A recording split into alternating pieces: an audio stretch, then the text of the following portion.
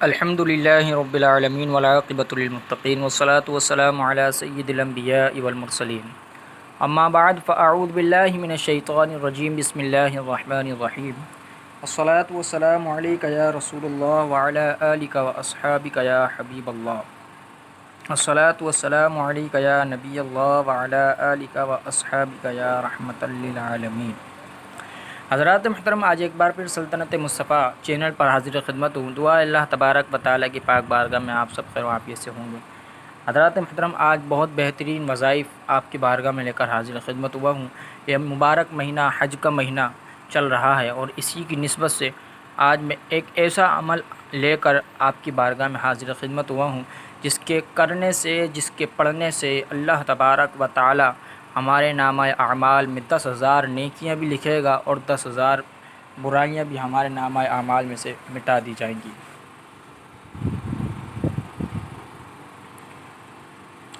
حضرات محترم، وظیفہ کیا ہے؟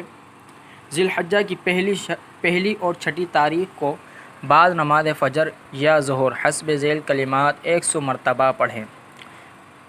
لا الہ الا اللہ وحدہ لا شریک لہ لہ الملک ولہ الحمد یحیی و یمیت وہو حی لا یموت بیدہ الخیر وہو علی کل شیء قدیر۔ ذی الحجہ کی دوسری اور 7ویں تاریخ بعد نماز فجر یا ظہر یہ کلمات 100 مرتبہ پڑھیں۔ اشہد ان لا الہ الا اللہ وحدہ لا شریک لہ الہ واحدا احدا صمدا فردا وترا ولم یتخذ صاحبا ولا ولدا۔ ذی الحجہ کی تیسری اور 8ویں تاریخ کو بعد نماز فجر یا ظہر مندرجہ ذیل کلمات 100 دفعہ پڑھنے ہیں۔ اشہد ان لا الہ الا اللہ وحدہ لا شریک لہ احدا صمدا لم یلد ولم یولد ولم یکن لہ کفوا احد۔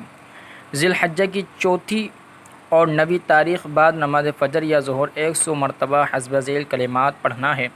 اشہد ان لا الہ الا اللہ وحدہ لا شریک لہ لہ الملک ولہ الحمد یحیی و یمیت وہو حی لا یموت بیدہ الخیر وہو علی کل شیء قدیر۔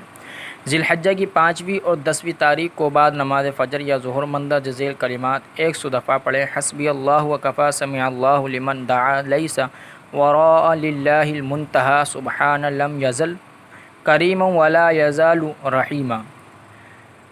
اس عمل کے بارے میں حضرت رہبر حضور صلی اللہ تعالیٰ علیہ وآلہ وسلم ارشاد فرماتے ہیں، یہ کلمات عشرہ ذی الحجہ میں پڑھنا نہایت ہی مؤثر ہے اور ان متبرک کلمات کے پڑھنے سے اول بے شمار عبادت الہی کا ثواب عطا ہوگا، دوسرے 10,000 نیکیاں اس کے نامہ اعمال میں لکھی جائیں گی اور 10,000 برائیاں مٹا دی جائیں گی، تیسرا بے شمار فرشتے اس کے حق میں دعائے رحمت کریں گے، چوتھا اس کے عمل صالح ہوں گے، پانچواں تلاوت کلام پاک کا ثواب انشاءاللہ تبارک و تعالی رب العزت اسے عطا فرمائے گا۔ دعا اللہ تبارک و تعالی کی پاک بارگاہ میں ہم سب کو اللہ تبارک و تعالی یہ عمل کرنے کی توفیق عطا فرمائے۔ وآخر دعوانا ان الحمد للہ رب العالمین۔ اگر ویڈیو اچھی لگی تو ہمارے چینل کو ضرور سبسکرائب کریں، ویڈیو کو شیئر اور لائک کریں۔